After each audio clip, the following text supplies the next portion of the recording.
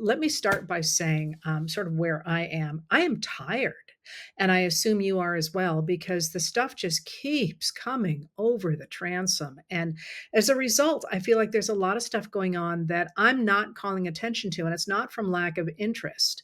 That is, I have had now for 4 solid days a piece not queued up, but that I've been working on the outlines there and so on about the United States and its foreign policy and how that applies to what happened with Mohammed bin Salman yesterday, and with the administration's attacks on boats coming out of Venezuela, and even what that may or may not have to do with Russian attack on a Polish railway system last weekend. And every time you sit down, like, this was my day. This was my day to finally get that into print, and then I opened the news, and here we are. So I will do the best I can, but I'm starting to think maybe I should even do these more frequently, just because there's just too much. Anyway, for today, there's a lot going on, and I'm going to start where all of you asked me to start, and that's with President Donald Trump's threats against 6 members of Congress, I think it is. I don't do math terribly well, for a video that they posted on Tuesday. And that video let me just read you what was in it. It was a video by Senators Alyssa Slotkin, who's a Democrat of Minnesota, Senator Mark Kelly, a Democrat of Arizona, Chris D'Aluzzo, a Democrat of Pennsylvania, Maggie Goodlander, a Democrat of New Hampshire, Chrissy Houlihan, a Democrat of Pennsylvania, and Jason Crow, who is a Democrat from Colorado. Now, they are all former military. There is, or intelligence. Slotkin is a former CIA officer. Kelly was a captain in the U.S. Navy. D'Aluzzo was also in the Navy. Goodlander was an intelligence officer. Houlihan served in the Air Force, and Crow was a former paratrooper and an Army Ranger. And they did a video that came out Tuesday, and I wrote down what was in it so you could hear it for yourselves. They said, they speak in turns in the video, and they said in the video, "We want to speak directly to members of the military and the intelligence community who take risks each day to keep Americans safe. We know you are under enormous stress and pressure right now. Americans trust their military, but that trust is at risk. This administration is pitting our uniformed military and intelligence community professionals against American citizens. Like us, you all swore an oath to protect and defend this Constitution. Right now, the threats to our Constitution aren't just coming from abroad, but from right here at home. Our laws are clear. You can refuse illegal orders. You must refuse illegal orders. No one has to carry out orders that violate the law or our Constitution. We know this is hard and that it's a difficult time to be a public servant. But whether you're serving in the CIA, the Army, our Navy, the Air Force, your vigilance is critical. Know that we have your back, because now more than ever, the American people need you. We need you to stand up for our laws, our Constitution, and who we are as Americans." And then they end with a very famous American line, "Don't give up the ship." And that, if you don't know the reference there, it comes from a naval battle during the War of 1812. And in 1813, the captain of this ship, this American ship, takes a broadside from the ship is the USS Chesapeake. It's one of the originals, by the way, and in the Navy, and it takes a broadside from a British ship, and it's a really bad broadside, and among other things, the captain of the ship is mortally wounded, and the last thing he says is, "Don't give up the ship." And in fact, the ship does end up getting overtaken by the British sailors and Marines, and that "don't give up the ship" becomes sort of Americans never give up, and it becomes a rallying cry for the rest of the Navy during the War of 1812, and then went on into history as being, "We're never going to give up. Don't give up the ship." And you've heard that again and again through American military history. For example, in World War II, somebody asks for an American resignation or an American surrender, and the answer is simply nuts.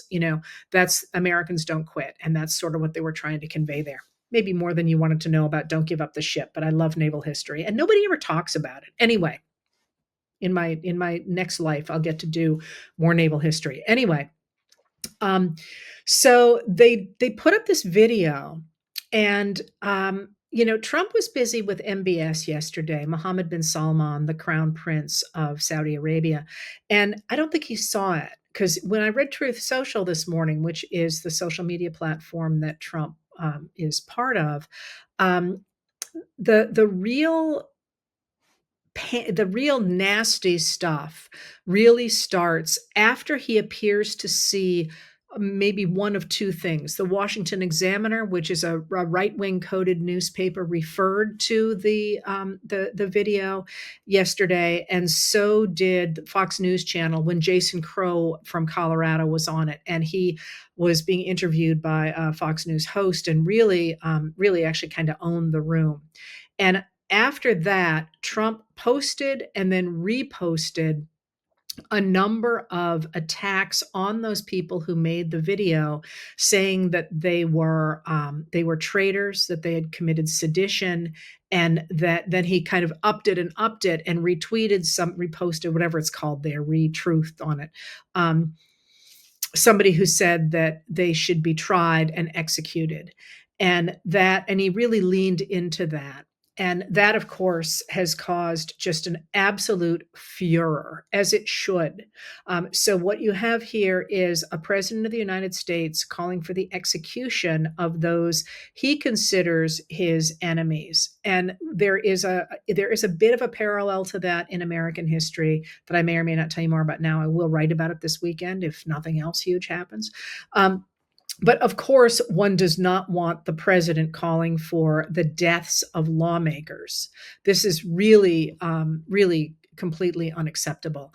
And what's happened over the course of the day has been really interesting because the Democrats who've been attacked have made a joint statement, and then they have made individual statements saying, "Don't give up the ship. We're gonna become the face here of resistance to this regime." But also a number of Democratic leaders who were not either in the military or part of this video have said, now is the jig is up. It's time to pick a side. You can't really play this down the middle any longer, you Republicans who are trying to make this go away.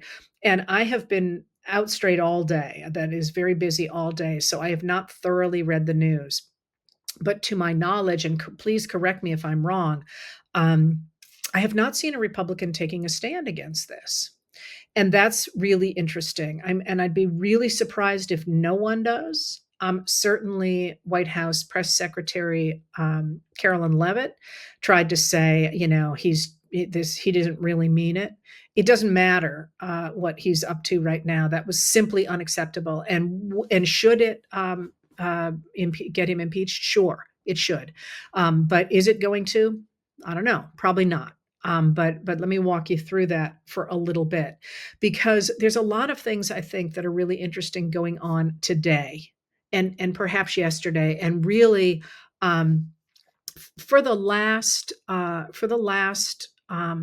several days. This Epstein, losing on the Epstein issue has tied President Donald Trump into absolute knots, and you have to always keep in mind that he is not mentally okay. I mean, somebody has commented that his lack of inhibition in the calling for the execution of Congress people is indicative of a stage of dementia. And I'm not a doctor. I don't remember what it is, but you can tell that he has lost any sense of inhibitions. He's just saying whatever he wants to say. But I think there's more things going on than that. It feels, like I say, things feel very different to me, really, since Jimmy Kimmel, really, but certainly taking off over the loss of the ability to hide the Epstein files, at least as far as we know right now.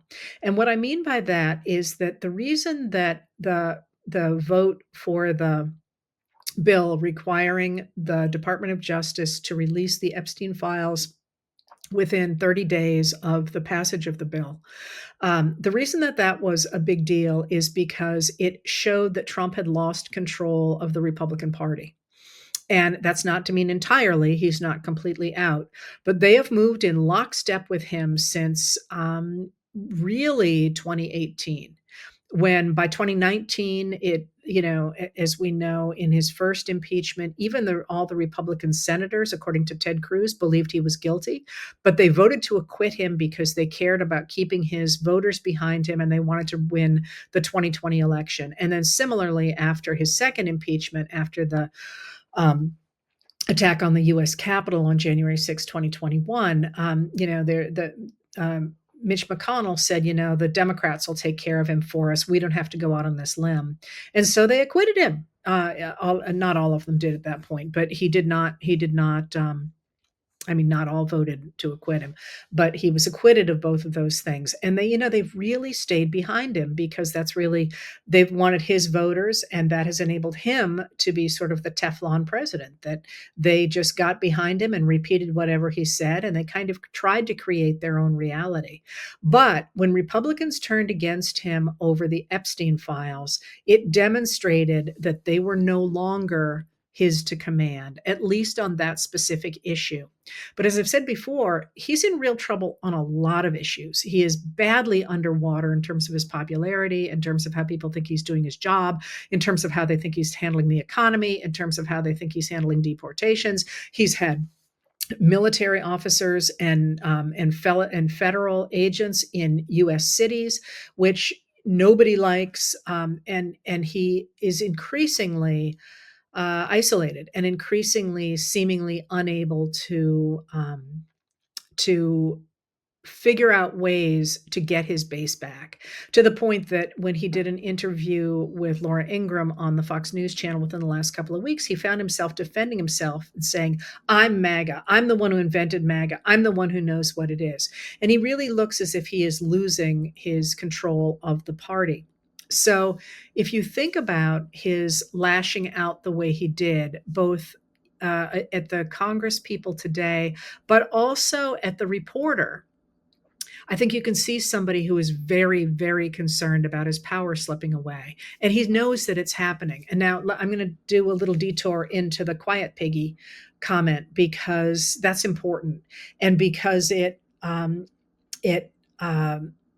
ties into this other thing, I think, as well. So what happened on that was they were on Air Force One, and a report, and there was a press gaggle. Now, he's an interesting character because he always talks about how terrible the press is, how much he hates the press. He calls them the fake news or whatever, but he is desperately press hungry. He's always talking to the press. That's why it was such a big deal when he went missing over Labor Day, is because that man talks to the press whenever he possibly can. And he was doing what's called a press gaggle. They were on Air Force One, and you can see it, by the way, it's online, and they were asking him questions. And this woman, this female journalist, asked him about the Epstein files. And what was really interesting about that, it's worth going back and taking a look at it, is there he flashes into fury and goes, quiet, quiet, piggy. And that was a really interesting moment if you watch it, because people who, like him, that we call narcissists, really tend to have three channels: rage, charm, and self-pity. And I have always read that he goes through all of those things. We certainly have seen um, the self-pity, which is there all the time. But if you've read former Vice President Kamala Harris's autobiography, The 107 Days, which is a better book, by the way, than the reviews suggested, she says that he calls her at one point, and he is so charming that she's like, oh my God, I'm falling into it. I get it. He is so charming when he wants to be. So there's the charm.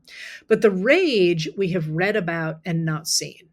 And in that flash, you can see the rage. And remember, he's a big man. He's an imposing man. And so I thought that was really interesting. I also thought it was interesting that he went for the term piggy, which is, it's an old fashioned insult. And, many people are talking about the fact he applies those sorts of insults to women, which is true, but it was a very old-fashioned insult. Think about it. I mean, when was the last time you heard someone called piggy? Like that was sort of a almost a World War II kind of insult, which, the only person I ever heard it really do it, not, and certainly never in anger or anything, or is that my father used to use that word, and he was born in 1915. So I thought that was a really interesting word that he used, and you wonder if it was something he heard as a child, because his father might have used it as mine did. I think they were somewhat contemporaneous.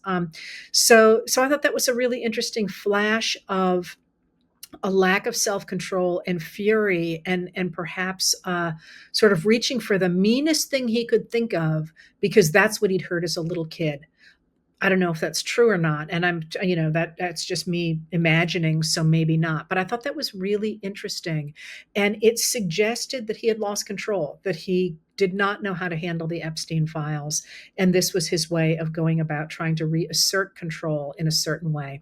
But I think you saw this as well, that sort of franticness in today's messages, which were, we can't let this stand, and even a reference to the idea that George Washington would have hanged these men, and which is just anything he says historically, just discount it. That's my friend Joanne Freeman had a great comment about the historical nature of it, and she said, and plus George Washington wasn't out of his mind, which I think is probably accurate there. But it is a crisis. This is a crisis in that we've got a president calling for the death of elected officials. And you can't, I mean, they're trying to walk it back, but you really can't walk it back. And there are many things that will come out of this. But before I get into those things, I want to talk about a little bit more about what might be going on here. And that's that I'm not going to belabor Trump any longer. He is, as you know, his mental acuity is not good. His numbers are in the toilet, all that stuff I have said before. So let's set him off to the side. But remember, he is really what managed to hold together that group of MAGA believers, true believers, who want to dominate women, people of color, want to be, have a hierarchical society in which they are at the top of it. And that's not necessarily, some of those people actually have money, but it's not necessarily a reflection on people who actually are dominant. Sometimes it's people who want to be dominant, and this is why you have the sorts of people you saw at the Unite the Right rally, or that you saw at many of Trump's campaign rallies. So Trump could marry those people to the establishment wing of the modern Republican Party, which, by the way, the entire Republican Party is so far to the right of where the Republican Party has ever been, that you can't really, people say conservative Republicans, and boy, did that ship sail. That ship sailed in the 1990s. In today's thinking about the government, Dwight Eisenhower, who was one of the most successful Republican presidents of the post-war years, would have been considered, so far to the left he couldn't get elected as a Democrat, right? So the Republicans are way over there. And actually, if you look at what political scientists study, you will see that the Democratic Party has basically not moved at all, that it has stayed pretty much a center to a slightly center-left party. It looked like it took a little bit of a left turn in the 70s, but that's because the Dixiecrats, those segregationist Democrats, moved into the Republican Party, and they're the ones who've gone so far right there over the cliff. Anyway, Trump married the MAGAs to those establishment Republicans like Mitch McConnell, who simply wanted to get rid of popular voting and wanted to concentrate power in a very small people and really put business in charge of the country. But what has happened in the second Trump administration is that Trump has the guardrails are gone, and he doesn't care about those establishment people any longer. That is, he wanted some of their money to get into power, but what he really did is he married himself to the tech bros, who are not part of that established Republican base. They, in fact, like Trump, want to destroy the existing system because they want to replace it with a different kind of ideology in the same way that the MAGAs want to replace it with a different kind of dominant ideology. They both want domination, but they want it for very different reasons. The tech bros want it for themselves largely, although some of them are very religious. The MAGAs tend to want it for religion. But that it makes for a really, really uneasy coalition. And what's happened in the second Trump administration is that coalition has torn itself apart. So in the Republican Party, you have, among other things, you have coming to the light now, you have the Senate Republicans and the Senate Democrats at each other's throats.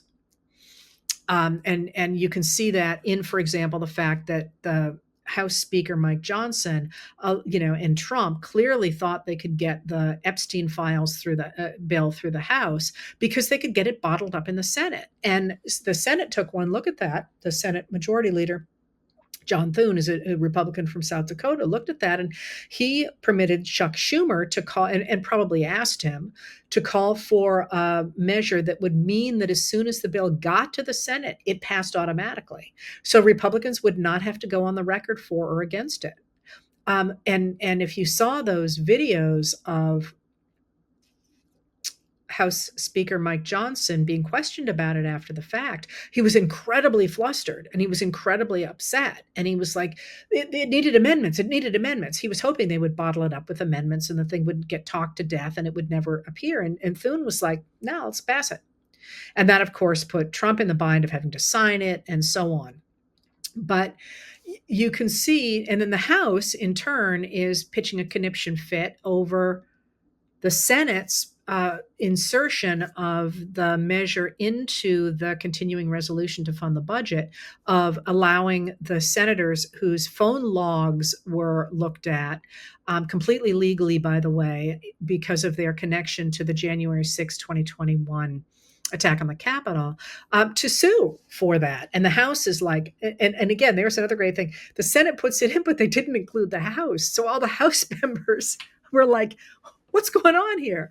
And then they're fighting back against the Senate. So you've got a split between the MAGAs who run the House and the more established Republicans in the Senate. And that's not to say there aren't some of each in both, but they're starting to come apart. And you can see that, I think, most dramatically in the fact, and it got almost no press, and it was really important, that last Friday, I think, I've been on the road, I've completely lost track of time. You can Google when it was. To a Democrat, Jared Golden, a Democrat from Maine, and I'm forgetting the name of the Republican from Pennsylvania, and I should have it in the top of my head, and I don't. Together, they had put forward a measure in the summer. They'd put forward a measure together to protect the unionization of federal workers.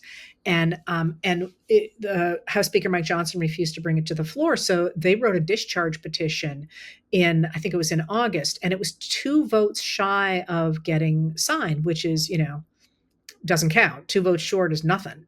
And after the Epstein vote, 2 Republicans from, I think they were both from Virginia, New York, joined on.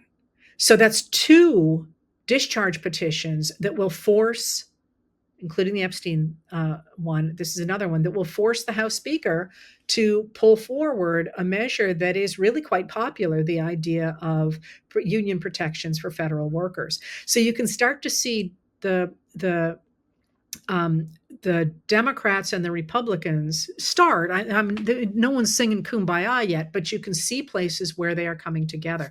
And one of the things that Trump was probably doing, at least subconsciously, when he put forward those comments today, was to try and make sure that the Republicans no longer felt safe working with the Democrats, that this would, this is his way to blow up any kind of potential coalition. So that is one of the things that's going on. But now there's something else that's going on in that Republican coalition. And for those of you who don't know who I am, which is no problem, I do study the Republican Party. I study political parties in general, but I know the Republican Party incredibly well because I wrote a major book on it. So when I say this is going on in the Republican Party, I'm not just guessing. So, the other thing that's going on is the Republican Party under Donald Trump. Remember, he staffed all the places with his own people, and he has forced into office. And the Senate went along with this. The Republicans in the Senate went along with this, which surprised me, with his own loyalists. But the problem with that is the Trump's loyalists have a Nazi problem. And that Nazi problem runs through a lot of the MAGA coalition. And for all that the established Republicans wanted those votes, they don't want to be associated with the Nazis. And the that is partly principled, I think, having not talked to any of them, but watching them, but also, of course, because they don't want to alienate their Jewish donors. So they're looking at the Nazi stuff that's going on and tearing their hair out. And this is where you can see this in the big fight over the fact that Tucker Carlson, a right-wing podcaster,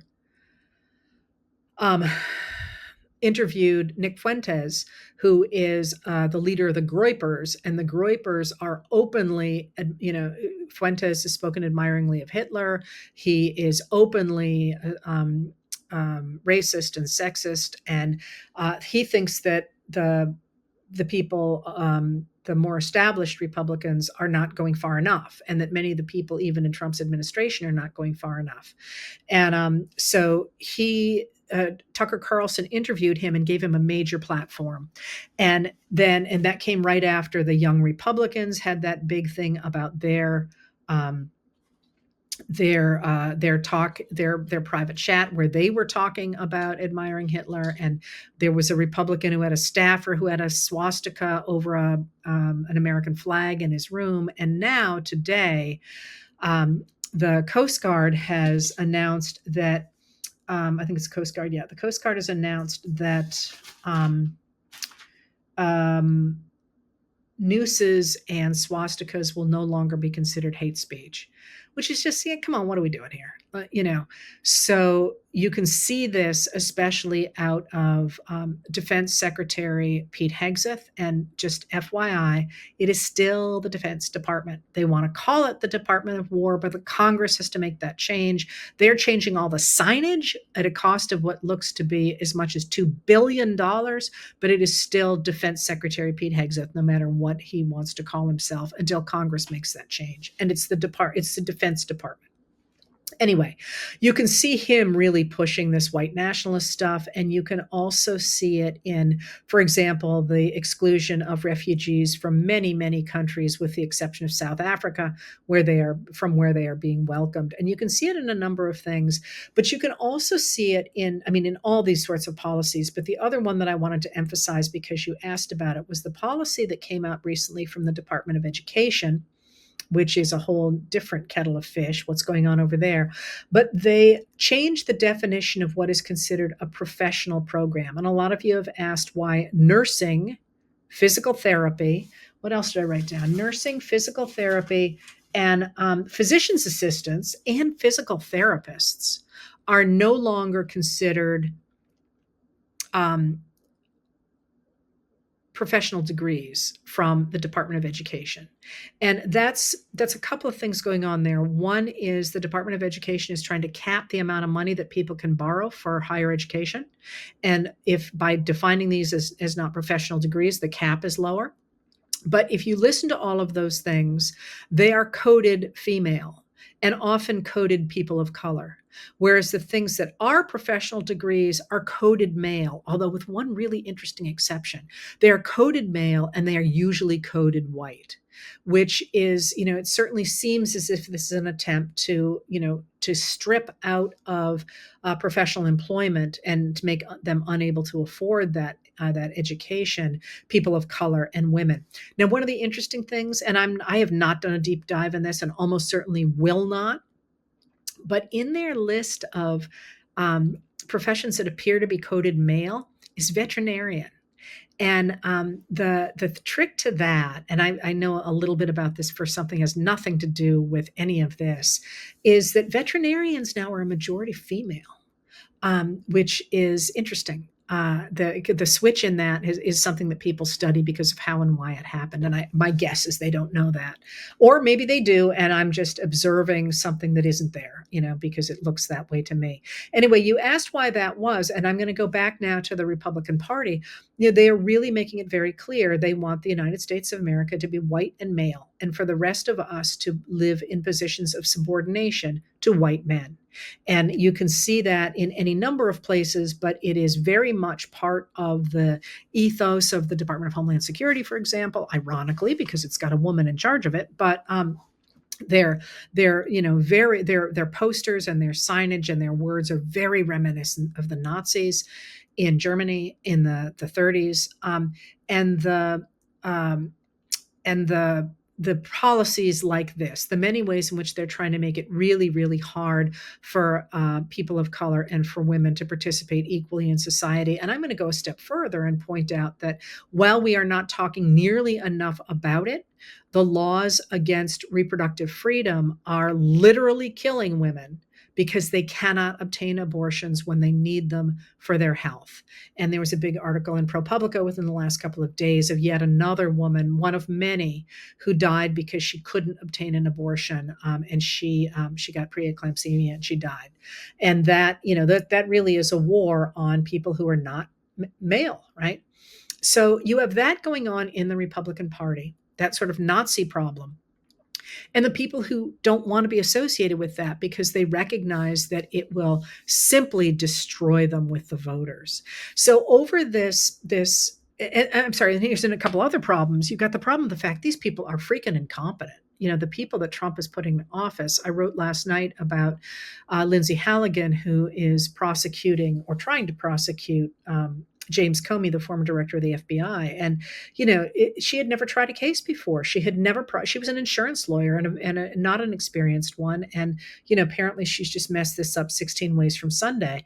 So you also have that problem because you're going to have, as a person who's thinking about a political party, because then you're going to have to deal with all the incompetence. Just today, a judge ruled that the deployment of the National Guard in Illinois was illegal. I'm sorry, not in Illinois, in Washington D.C. was illegal. Although the judge has given until December 11th for that to be challenged. You're going to see more. You're seeing more and more and more legal challenges that are falling apart, and then you have the issue of corruption. And the issue of messing things up and corruption, you have the report today out from Carol Leonnig and Ken Delanian that there is a grand jury investigating, a federal grand jury investigating Bill Pulte, who is the guy who came up with the mortgage attacks on a couple of people that Trump is trying to take down, including Adam Schiff and sorry, it's been a very long week. Anyway, Bill Pulte, and there's one other person there too. This is just going to get thicker and deeper. So you have all of that going on, and Trump, I think, madly trying to get these people back by making them afraid. If he's going to go after, Alyssa Slotkin, he could come after me. I'm not going to work with those people. But, I just don't think it's going to work. I think that if you look at the feeling in the country right now, do you see Americans suddenly saying, oh, yeah, we're going to go back and support Trump because we're afraid of him? I mean, in the past, he has been able to make people afraid or make people love him. But now people just disdain him. The whole fact that the quiet piggy has turned into memes and videos and people making fun of him, and I don't see that working. I really don't. But the question going forward is, to my mind, is how do we make this end quickly with hurting as few people as possible? I'm going to channel my Thomas Paine here and say it is going to end. It really is, because humans care about self-determination, and the United States of America has a long history of self-determination, and the American people are awake again, and they care about those things, and they care about their democracy. We are going to succeed, but the faster we do it, and the more we can protect from damage as we do it, the better it's going to be. The fewer people are going to get hurt. Because, for all the things feel like the economy is teetering now, the Republican policies haven't kicked in yet. I mean, that's the kicker to all this. We're really looking at these things. Remember, they pushed them out so that most of the things that were going to happen would happen after the midterms? We haven't seen the cuts to SNAP yet. We've seen SNAP not being funded, but we haven't seen the dramatic cuts to SNAP. We haven't seen the cuts to Medicaid. We haven't seen those cuts triggering Medicare as they might. We haven't seen what happens when we get more and more job losses. We haven't seen all this stuff yet. It's still going to hit. And it would be really nice to have the kind of policies in place that created in October of 2024, just a year ago, a world where The Economist was calling the American economy the envy of all the world, and promising that it should continue, that it was expecting that it would continue just a year ago. Anyway, so what are the options that could happen here? And that is, what else do I have written down here? Okay. And that is, a lot of you have asked about the 25th Amendment to the Constitution. And I wanted to actually read a little bit of the 25th to you because it's not that easy, the 25th. And I've talked about it before because the 25th comes from Eisenhower. Really is the one pushing it. Everybody thinks it was after JFK got shot, but it's really Eisenhower, because in wartime he had seen a leader who was not mentally at the top of his game, and he'd killed a lot of people. And Eisenhower wanted to make sure that if that happened for him, that somebody took control and made things safe again for the American people. So the obvious thing about the 25th is that if the president goes, the vice president becomes president, which had not been spelled out before, which is quite interesting. I could tell you stories about after Lincoln's assassination, that being the first one, but that is there. And then the president will nominate somebody if the vice president, if the vice presidency becomes empty. Because for years, if something happened to the vice president, that just sat empty. And then then Section 3 says the president can say to the head of the Senate and the Speaker of the House of Representatives in writing that he or she feels that they are incapable of discharging the powers and duties of the office. And if that happens, the vice president steps in. But here's what everybody keeps asking about, and that's Section 4.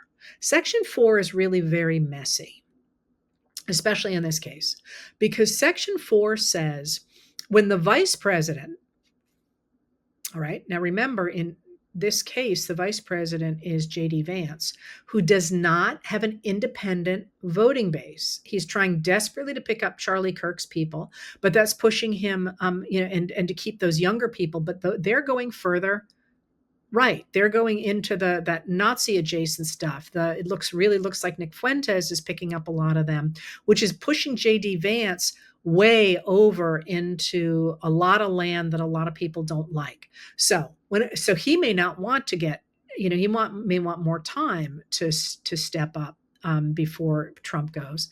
Whenever the vice president and a majority of either the principal officers of the executive departments, usually interpreted to mean the cabinet, or of such other body as Congress may by law provide. So theoretically, the Congress could write a law saying we're going to put together a team of doctors. I'm not thinking the Congress is going to do that here, but they might. Whenever they do that, when they transmit to the president of the pro tem of the Senate, the head of the Senate, and the Speaker of the House of Representatives, their written declaration that the president is unable to discharge the powers and duties of his office, the vice president takes over.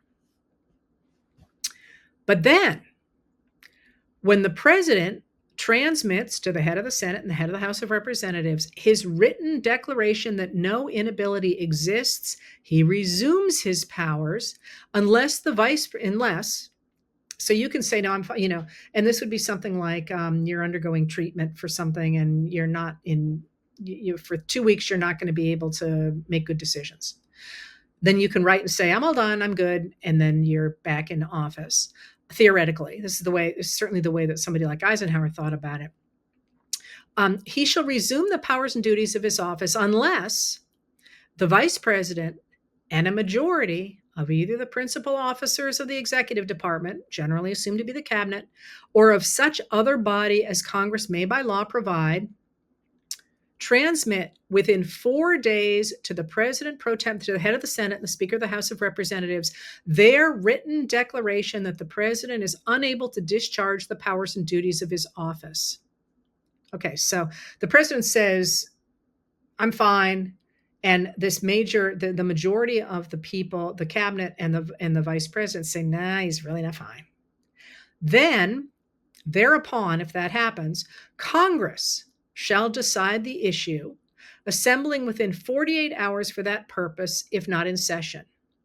If the Congress, within 21 days after the receipt of the written declaration saying, no, he's not okay, or if Congress is not in session within 21 days after Congress is required to come back in and assemble, if it determines by 2/3 vote of both houses that the president is unable to discharge the powers and duties of his office, the vice president shall continue to stay in office.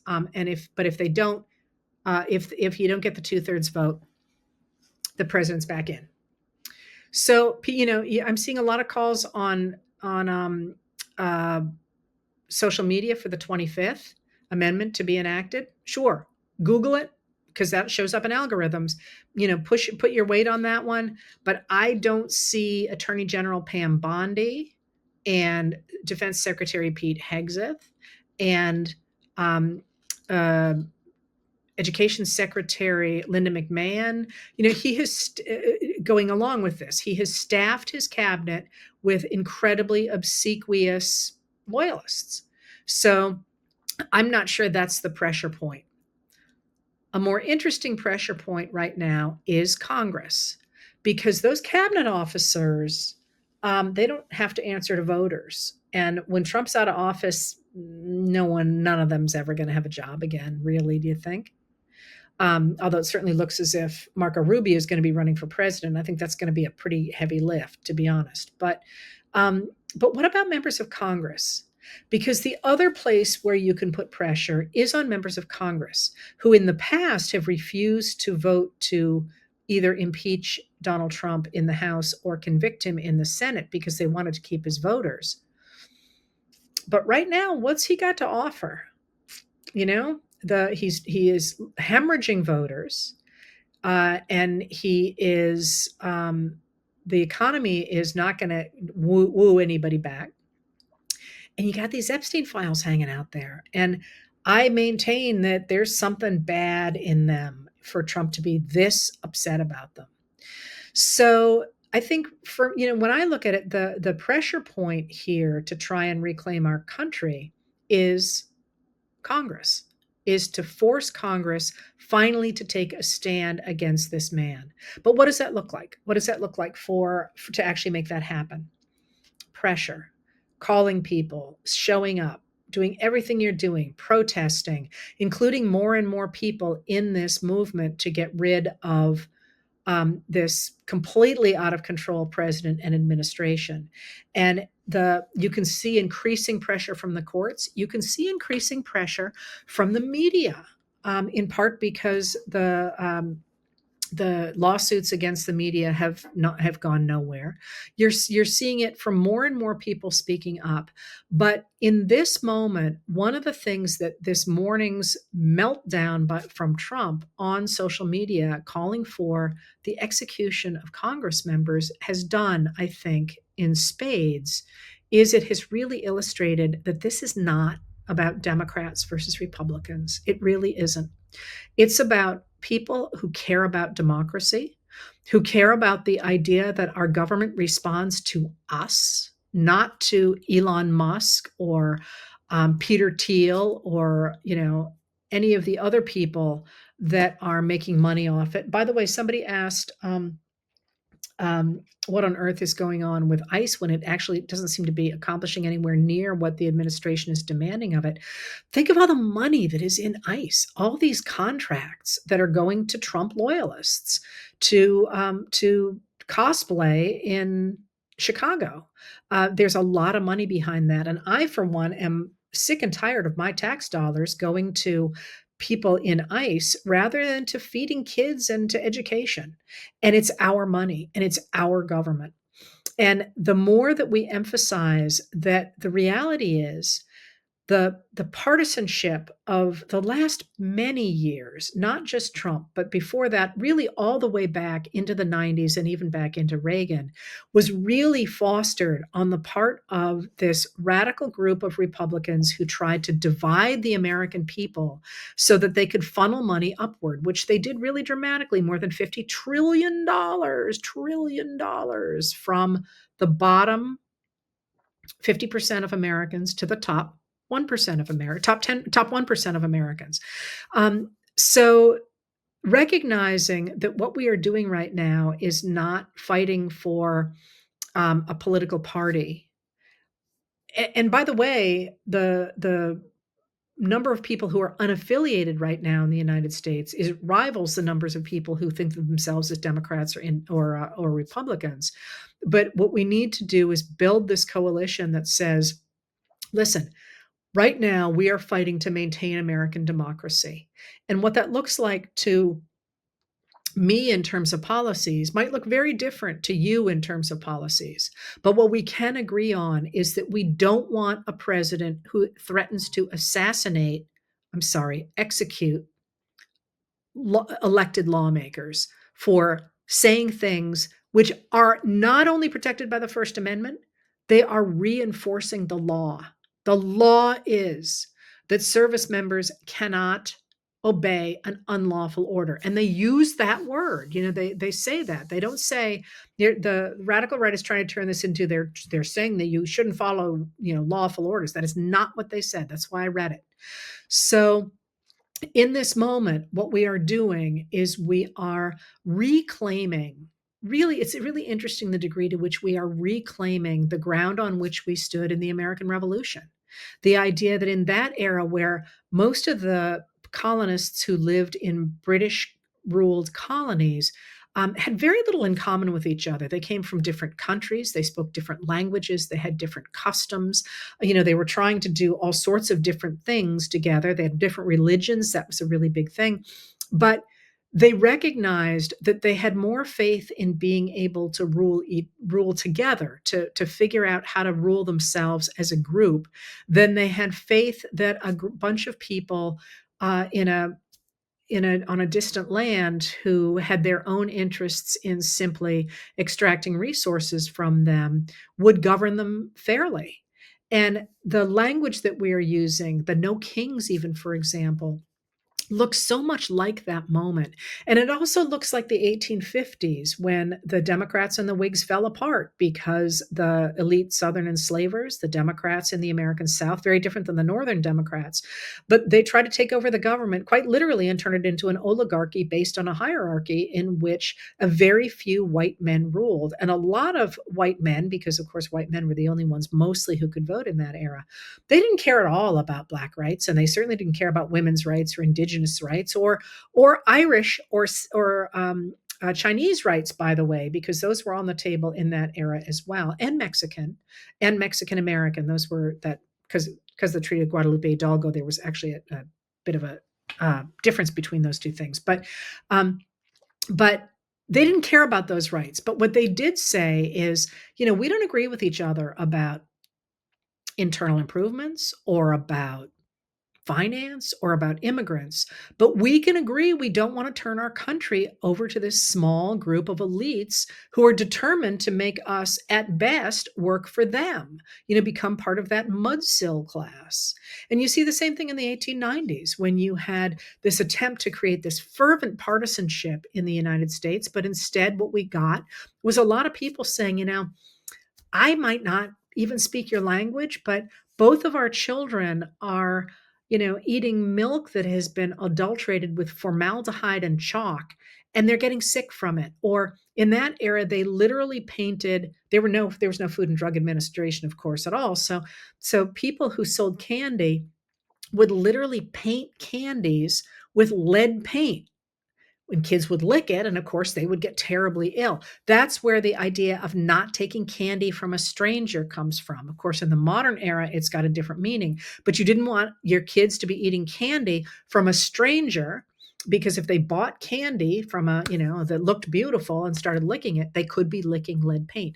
People looked at that and they said, we may not agree with each other about immigration or about race or sex or any of these other things, but we'd like to protect our kids. And we'd like to make sure we don't turn this nation over to a really small group of robber barons who are just taking everything that we have, our ability to get an education, our ability to make money when we work, our ability to live healthy lives, our ability to have family lives. We don't want to turn that all over to a very small group of robber barons. And I could say the same thing again in the 1930s when we had a period in the 1920s where the government gets turned over to business. And after you look at the election of 1928, when Herbert Hoover is elected in a landslide to continue the turnover of government to business. And it looks like the world has disappeared, that it's all going to be ruled by a very small group of very rich men. And within 4 years, that has changed entirely because people walk away from the partisanship and they say they have led us down a path that has concentrated wealth among such a small set of hands that we have the Great Depression. And we must figure out how to come together and create a world that makes us all able to afford housing so we're not living in packing boxes anymore. And one of the really big reasons that we get things like Social Security is because of a man looking out of his window and seeing two elderly women eating out of a garbage can. And they said, we're going to get behind a movement that enables us to create a world where we don't have to live like that. So when I look around us at this moment, and at a moment when we literally have the President of the United States calling for the execution of lawmakers who are reinforcing the rule of law, I say, we're looking at a time when we very clearly have demonstrated one man who was trying to destroy American democracy. And often when you get the rise of a strong man, he offers something. He offers a better economy, for example. Trump has destroyed our economy. Okay, so he offers better conditions around the country. No, he's cutting into infrastructure. And today they announced they're going to try and drill for oil in California and on the coast of Florida. Well, if you're on the coast of Florida, you need those beaches to be pristine for tourism. So, you look at these issues that are partisan issues according to the lawmakers or the leaders who are trying to drum up votes, but these are American issues. And now is an American moment for us to come together and say, hell no. Are we going to go down that path that Donald Trump is leading us down? Instead, we're going to start to work together and figure out what are the issues that we care about, regardless of party. Because here's a newsflash: the vast majority of us care about things like education and healthcare and housing and higher taxes on the wealthy. If you actually ever look at polls in issue areas as opposed to individuals, very, very clear majorities, strong majorities, not 51%. I'm talking 68% in favor of these policies, including things like getting rid of partisan gerrymandering. 68% of Americans, Democrats, Republicans, and independents, don't want partisan gerrymandering. We have to take these issues back and create a world where we'll never again have to wake up and see a president threatening to execute people that we have elected to office. So in order to do that, keep speaking up, keep thinking about the stuff you want. And I'm going to add something to that this week. Cheer on those members of Congress who are walking the walk. And that doesn't just mean the ones that are in your face. That means one of the things that has come out in a recent poll is that Americans don't trust Congress. They don't think it does anything. Congress does a lot. And it doesn't get any coverage really in the legacy media because they're always focusing on the president and the, sort of the easy actors. So if your Congress critter's doing something good, call it out. if you're and call it out on social media, call the office. I mean, certainly call to complain too, but let's build up those people who are doing the things that we like. And just for the record, you are not going to like anybody 100%. I don't like anybody 100%. But if they're speaking out on issues that matter to me, I'm going to stand behind them, because that's the point of electing people you care about to Congress. You like to Congress. And you know what? If you don't keep liking them, elect someone else. But now is our moment as the American people to reclaim this country. And I think what Trump did today outlines that you really can't stand in the middle any longer, that you got to take a side. And I don't see any reason why we wouldn't take the side of the American revolutionaries and American, Abraham Lincoln and Theodore Roosevelt and the progressives and FDR and Harry Truman and Eisenhower. Those are all the periods in which this country did the best. Why on earth would we decide to side with the Confederates, the people who admire the Confederates and the Nazis? But anyway, thank you for being here. And I mean, they teed it up, so I have to do it, right? Don't give up the ship. I'll see you soon.